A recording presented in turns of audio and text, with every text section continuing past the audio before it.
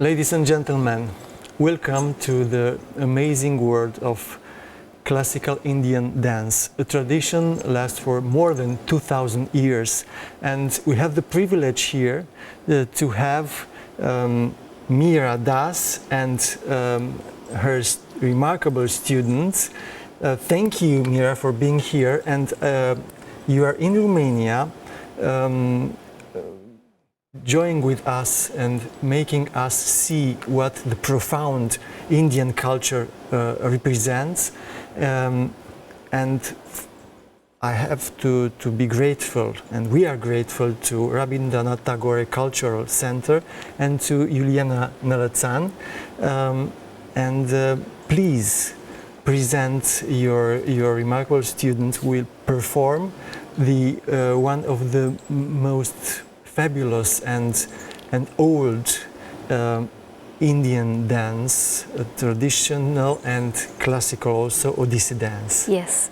Before I introduce, I would like to thank you for inviting us and presenting this art form so that it is people of Romania can see the publicity of our dance style, and thank you very much for the same. Thank you. And I would also thank Luliana, who has so really given a lot of effort to it to bring us to this beautiful country. And I would also like to thank ICCR, the Indian Council for Cultural Relations, those who have sponsored us to come to Romania and perform our beautiful Thank you, art. ICCR.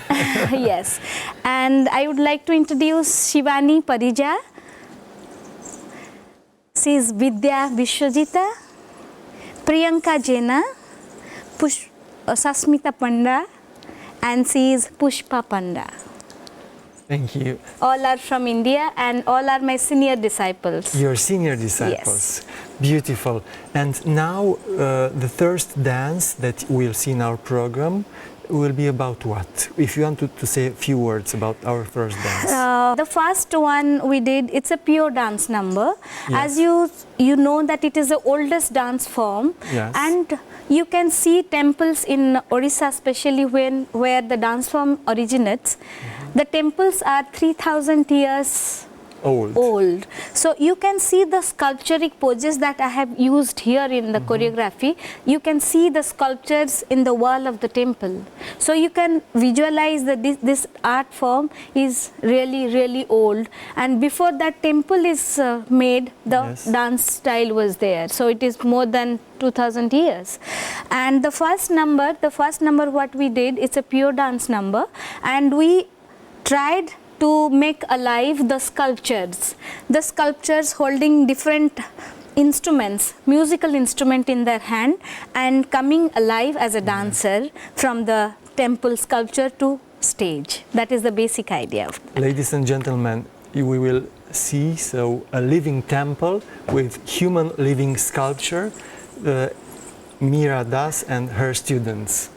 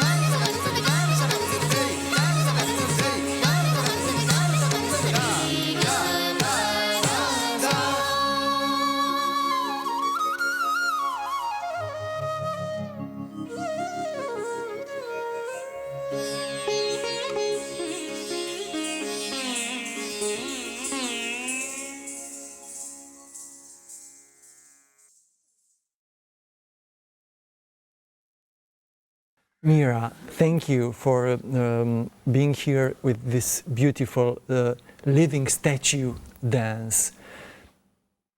People are afraid to live their life. So we have to learn from ancient temples. I think the gods are not afraid. Not really, because if you apprehend things, if you think a lot about what will happen, what has to come, then it creates problem. You just do what you are doing in present, enjoy the moment that you are living. So don't anticipate things that what will happen next. So whatever God has given us, the richness, we have to explore it. That's it. That's life. To explore the richness. Richness in us. Everybody has a gifted quality in him or her. Like me, I have gifted with a quality of dancing. Probably you are gifted with a quality of talking with people with nice voice and sweet gesture. So we must explore the quality gifted already to us by God. So no fabrications, it has to come spontaneous. That is my way of life. And I was imagining you teaching this way of life. In fact, not teaching, living this way of life. Yes, I do live in this way because every morning till night I am into it. I start my day with dance, I end my day with dance, I dream about dance and I live it. That's the simple way of telling you that I live dance. You live that? Yes. Yes. The life like a beautiful dance, and the dance of life. The wind, the sun, all the nature dancing. Yes. The dancing God. Yes, yes. Yeah. Meera, I was looking to you dancing, and I have what I've experienced is that I was captured by you, in a way, being one with you, being there, looking to the energy, the passion, and then all the gesture. Yes. All the gesture represents, each and every little gesture, something. Yes, this dance form is initiated or originated from the country India and in Odissi, like my birthplace, and it's a cultural state.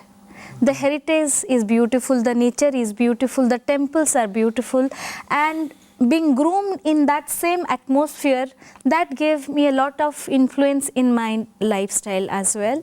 And it becomes more enriched by seeing, by observing the atmosphere and observing the people around, the behavior of people, everything influenced in my life in dance, and which is very natural. And why you liked it, why I can tell you that whatever I did it from my heart, with a truthfulness, with a passion in it, with the dream I'm living with. I wanted to show that passion. Probably that could connect your soul, that you loved our dance. I could say that. Yes, to connect, and the passion, the fire. Yes. We'll see now the second dance. Okay. Please present what the as I told you, first part is a pure dance number. The sculptures come alive to the stage, and the second part is again a pure dance number, but it is more lyrical, and it follow a particular music that is in a particular raga called Bilahari, and the second number it is called Pallavi in raga Bilahari. So it's a again the composition was made by my Guru Kelucharan Mohapatra, but the group composition is done by me, and it is again the beautiful blending of hand gestures, smile, the footwork, and the whole body movements. So it's a combination of everything, but it doesn't narrate a story. It's a pure dance. So usually there are some stories. Yes. Actually, let me tell you, there are 5 parts in Odissi dance. The first part we call Mangalacharan. The second part is Bandha Nrutya. Third part is Pallavi. Fourth one is Avinay. And the last part of the recital called Moksha, the salvation. Yeah. So the first part is invoking God, that we are doing something good, so you bless us to make it successful. The second part we did that I showed you the temple sculptures making alive on stage, and the third part is Pallavi, and it follows a particular raga and a particular tala, the rhythm, and it is fixed, and then the whole lilting movements are there, the hand gestures are there to make it more beautiful, different gestures are there. It is choreographed to like to enrich the dance style in a pure way. It's a pure dance. Thank you. Shall we see the dance?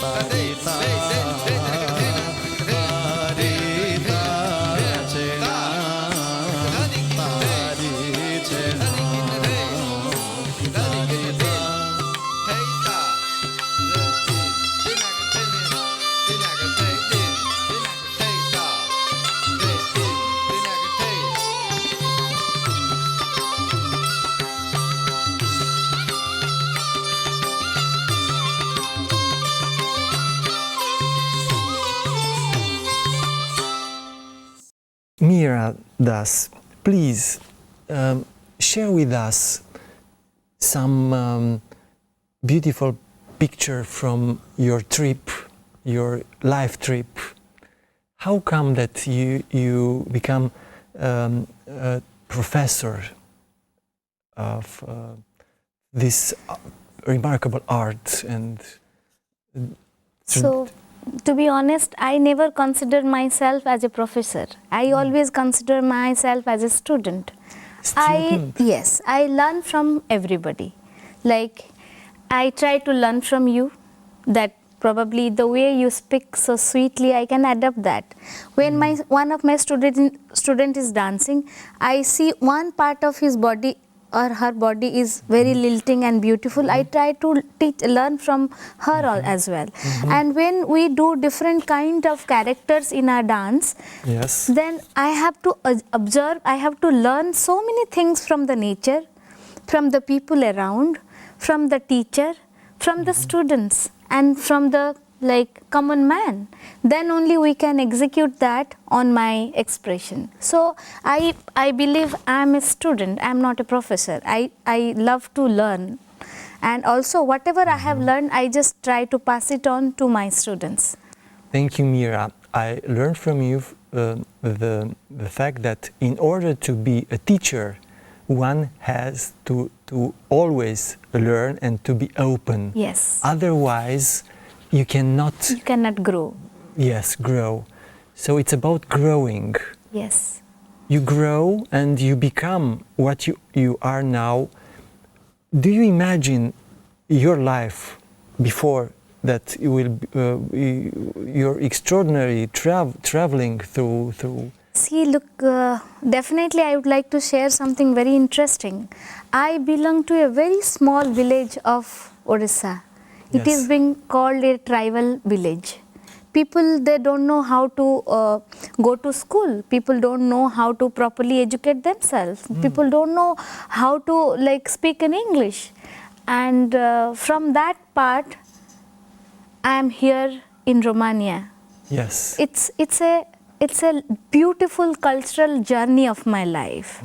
And from that day till today, I have never lost hope. I have never lost the passion for dance. Probably I love the dance more and more and more in these years. This is all because of my love for dance, because for my dedication for dance, because I enjoy each and every moment of this dance form and the work for dance. I enjoy everything. Probably that is the reason I am here. Till today, I love it, and I will love it till I die. Yes, the love. You mentioned your guru. You what age you meet? You have this important meeting with your guru. See, as I told you, it was a gifted quality with me. That was recognized by my parents. That is a very major aspect of everybody, and one parent should recognize that what their children want to do, what they love to do.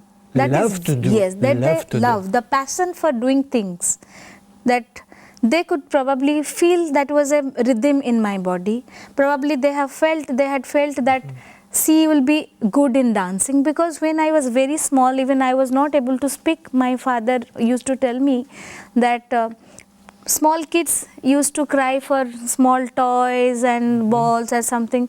When I cry, they used to keep me some music, give some music to listen for me, and I keep quiet, being a very small kid. Probably from that day onwards, they could make out that she has a quality of music, she has a sense of music or dance.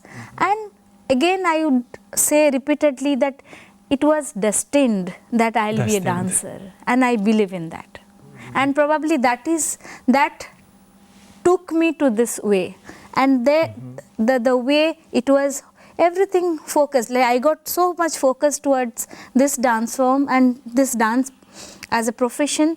I don't say that it is a profession for me. It is a passion for me. I rather tell it's my passion. So this is how the lovely, wonderful, beautiful life, my dancing life began. And where I am, it is because of my passion and because of God's grace and because of my parents' support. Of course, because after my marriage, my family, my husband, my son, everybody supports. Because they have seen me with it, they cannot see me without it. So I live it, I love it, and I am dance myself. Sometimes I feel. And your son is now the university. It's yes. Yes. He's doing designing, and again he's gifted with a quality of beautiful painting. So he's into like whatever he wanted to do. I promoted his passion. I wanted him to do what he loves to, because my parents did that. Probably that is the reason I am here. The most important thing that a parent should do is to look at the children and discover the passion and the love. Yes, very, very important. But is it often to recognize the real passion, to see in fact the passion in a child? Yes. Because we see here in Europe, and it is a rare event when a child finds his or her way from the beginning, and arriving in life, I don't know, 20, 30 years. Yes, and again it is the culture. Yeah. Because my mother was a teacher and my father was a social worker. Both of them were like very focused that what their children should do. And they were insisting us, promoting us, what I used to sing sometimes, and my father says, you must sing. My mother says, you must dance. And they cooperated me a lot. Unfortunately, where I got married, and my husband was a tremendous support for my career. That's very important. Very important. Very, very important. And Indian family, it's very, what should I say? It's very tough to be in a joint family and do this as a career, dance or singing, to make it as a career. People they are not that broad that people will allow you dance on stage. Yes. In that case, I feel I am very lucky to have a wonderful husband and also a wonderful family. Their support is also important. It is not one-sided, let me tell you. Yeah. I have to compromise so many things, physically, mentally, and to keep my passion on, I have to sacrifice, yes, so many things. Sometimes sleepless nights for family. When I go for program and family is waiting for me, and I have to come back, do their family job, and I have to do it. And I do it. Because the passion for dance gives me strength to do everything and to come out to do my passion, to take it. A person is tired because he has lost its passion. So the passion, it's the sign that you are connected with the life and with yourself. You will never get tired. You will never feel that the time flies so fast. You'll see, oh, now it's night. I didn't realize the whole day I worked, and probably my body wanted rest, but that passion, it took over everything. Oh, I have to do this, I have to do that, I have to make people aware of what I have come for, and this dance style should grow, my students to be introduced proper, all those things comes fast, and the tiredness goes away. Is it late to find your passion, I don't know, when you are 30 or 40? Not really. I was passionate from the very beginning when I was such a small kid. I still remember, I never get tired. When my cousin, sister and brothers were telling me to dance, you dance, then I start dancing, I never stop. And they said, you are a non-stop tape recorder. I still remember that. I never get tired of doing dance or music. So that was there in my blood, I would say. Again, I would say it was gifted, and it continued because of that gift, and probably the passion in me grew more and more, and I don't know where this is the end. I don't see the end. It will be on and on and on. And on and on. And on and on and on. And now is the moment that you present a third performing art movement. What it's about? Yeah, as I told you, there are 5 segments in Odissi dance. What I'll be doing, that is a expressional piece. That is called Abhinaya. Abhinaya. And expressional piece, it will say anything through your eyes and hand gestures and your body movements. The story will be narrated through without saying, with your expression, hand gestures and body movements. So very particularly this song that I am going to present is a Sanskrit version, It is written by Jaydev, and as you know, Indian mythology is full of story about Krishna and Radha. That's the Krishna wonderful Radha, divine love pair. About that story, and here particularly this song narrates Radha is asking her friend, Sakhi, friend means Sakhi, you please go, I am requesting you, please go and bring Krishna to me, with whom I had met before. We were together and I am missing him.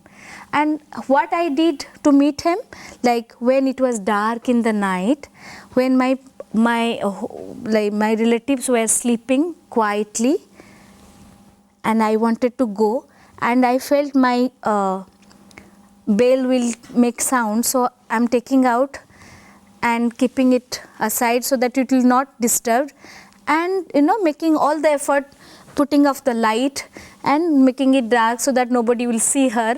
She comes out, I mean, see what the struggles she has faced to meet Krishna before. And she was so much satisfied with being with Krishna. She wants her Krishna to be brought again to her, to make love with her and to be with her. That is the theme of that song.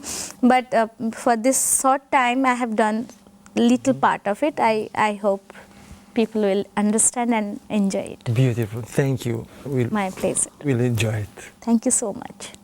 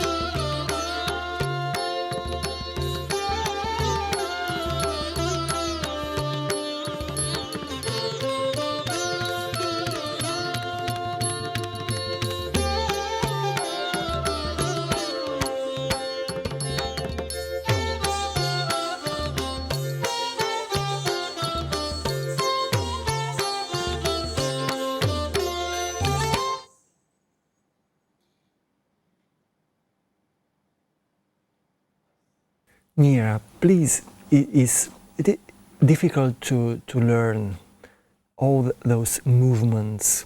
And as you're telling us the story, and so this means to the meeting, for example. Yes, yes. It's very suggestive, and yes. So everything, the face, the how many hours you have to practice each movement in order to.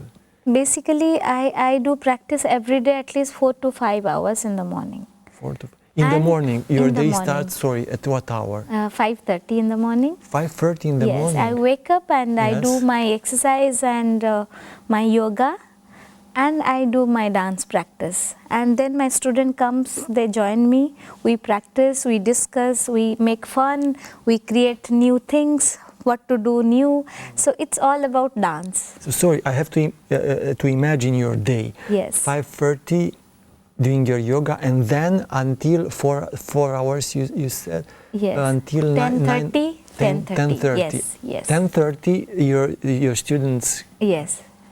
Till 10:30, they used to come and join me about 7:38. Yeah. And I do with them till 10:30, Yeah. and they also do their own practice after I come back.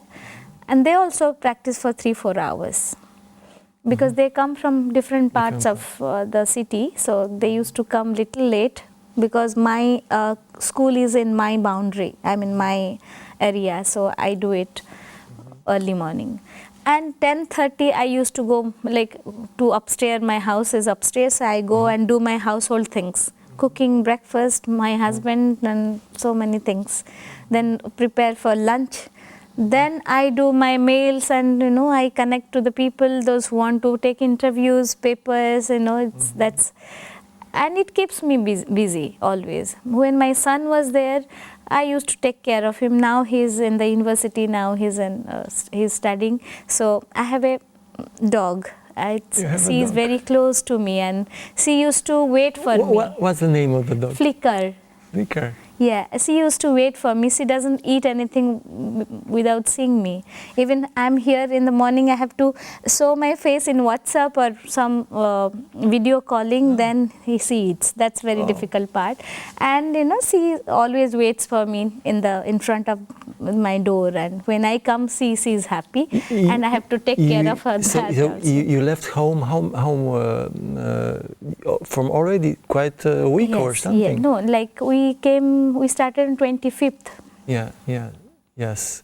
Oh, yes. And you will be in Romania? Yes, till 10th of April. I'll be back on 11th. Wow. So the dog will... No, dog, after 2-3 days, she knows that mama is not there. Okay. Then her father takes care, extra care. So she understands that I'm not there. So the whole day I'd household things. Then from 4:30 or 5, again I am into my classes or some programs. When there is programs, I have rehearsals. So those are the extra practice. That 4 hours is fixed. And if there is a program, and usually we have programs every alternate day, there is 2-3 programs in a week sometimes. When it is a festive season, almost every day there is a performance. So we do perform. So that is extra. But in the morning time, for sure, we do this practice for 4-5 hours. Always. It doesn't matter on what day of the year you practice? Or I prefer to do that. But there's some exception. See, if there's something urgent or something very difficult situation not to be avoided, then I skip. Otherwise, I stick to my practice. You go to bed 11:30 at night. So you sleep 6 hours? Yes. Maximum 6 hours? Yes. Yeah. And sometimes in the afternoon, after the lunch, I take a nap, and at that time I feel I dream or I think about something, new movements or new choreography or something to be done in my dance thing. So it is, again, I'm into dance 24 hours. Even when I'm cooking, I feel that what can be done for the next thing, or the positioning, it's not only cooking. It is cooking with thinking something about my dance. But I don't do mistake by doing mess in cooking. I am a good cook because my husband loves good food. So I have to balance everything. Meera, you can speak without words, in fact. Yeah? Because when you ask me something and what my heart feels like, it comes out. I don't fabricate things to, I don't think what should I say, what will be good, you may like it, you may not like it. But this is the way I represent myself. I represent my inner self, like with my words. Outer, so you are not wearing masks? No, I don't like that also. I don't like those kind of people also. Oh. That is difficult to handle. The Odissi dance, I think, starts 2000 years. And it is amazing that this tradition was passed from a generation to another with this passion, with this fire. It's, I think, a cultural treasure. Yes. And it also the origin of the Odissi dance is in one of the very important texts, Natya Sastra. Yes, it is a book in verses, in poetry book, 6,000 poems there or something. There are some segments. And it's a huge collection of how it started. And Natya Sastra is the text for all Indian dance styles. Natya Sastra contains everything, like how the stage would be made, where the property should be kept, and which god should be prayed for the program, like the hand gestures we are using for the dance. For example, this one that you spontaneously... this is called Hangsasya. Hangsasya. Yeah, this is called Pataka. Let me take this pataka. It's a simple, yes, please. Simple hand gesture. With this, as a common human being, you can use it in different ways. Like, no, I can't hear it. I don't want to see. I want to open the door and see. It's simple hand gesture, and I would say, I can slap you. Oh. I can say bye. Yeah. I can shut my mouth like this. I don't want to speak to you. I don't want to hear anything. It's so difficult to hear something like it's like this is the hand gestures can be used in different way in normal life. But for dancers, there is a particular song for it. In a sloka, we call in Sanskrit sloka for it. That is a sloka we use, and we use in different ways of dance. Like when we sow river, when we sow breeze, cool breeze, when you clean something, when you say no, when you don't want to hear anything. Like there are many things. So I don't want to see. And also there are the swords, cut. So this is the simple mudra. Yeah. We use it in different ways. That is being mentioned in Natya Sastra. So basic things are that is the text. That is the grammar for all dance styles, and all dance styles take grammar from that and execute it in their own way. Like the same thing is used in Bharatnatyam dance style, but the execution is different. So that is how we have, like, Natya Sastra is the main authentic grammar for all classical dance styles. The mudras are so an important part of the grammar. Yes. And I saw also some special mudras during your performances. Yes. So each mudra as you present this simple one. Pataka. Pataka, yes. There are 3 pataka. Yeah. Ardha pataka, Kartari Mukha, Mayura, Ardha Chandra, Arala, Sukatunda, Musti, Sikhara, Kapitha, Katakamukha, Katakamukha, Katakamukha, Suchi, Chandrakala, Padmakosha, Sarpasira, Mrugasirsa, Hangsasya, Hangsapakhyaka, Samdamsa, Mukula, Tamrachuda, Trisula. There are some more also that I don't really memorize them, and also we have hand gestures with both the hands. Anjali, Namaskar that we do, Kapota, Karkata, Swastika, Dolahasta, Puspaputa, Utsanga, Sivalinga, Katakabardhana, Kartari Swastika, Sakata, Sankha, Chakra, Samputa, Pasa, Kilaka, Matsya, Kurma, Baraha, Garuda, Nagabandha, Khatwa, Bherunda. There are certain things that you have to remember to teach the small kids. They should have the basic idea that what hand gestures we have in our text. So some hands are not used very frequently, but there are hand gestures that we have to remember for studies, Yes. for theory knowledge. So rich and so suggestive. Yes. It's so simple but so clear also. Yes. And so gentle and so natural. Yes, it's very natural.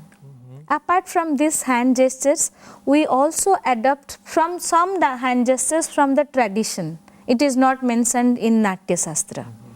Because certain things like, it's suggestive, like how it looks, Yes. like a peacock. Yeah. It is not mentioned in Natya Shastra.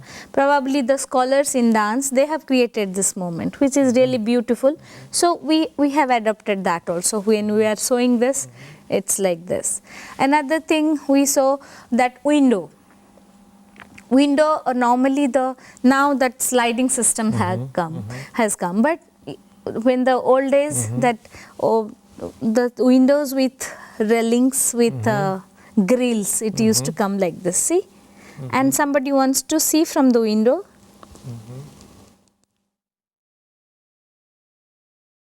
It's suggestive, it's a window. So there are certain things that also we have brought from the traditional mudras. It makes sense when you can connect to the audience that what we are going to, what you are presenting. So when the audience understand, that makes sense to adopt the mudras from traditional way also.